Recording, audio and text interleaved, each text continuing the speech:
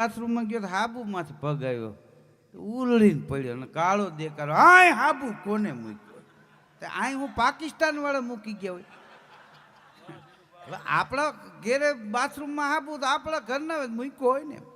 અને હાબુ બાથરૂમમાં જ મુકાય, એ કાંઈ ફ્રીજમાં દૂધ પાસે ન મુકાય. આ મૂળ તું ઉતાવળ કરી ગયો એ કે હા એ ન કે.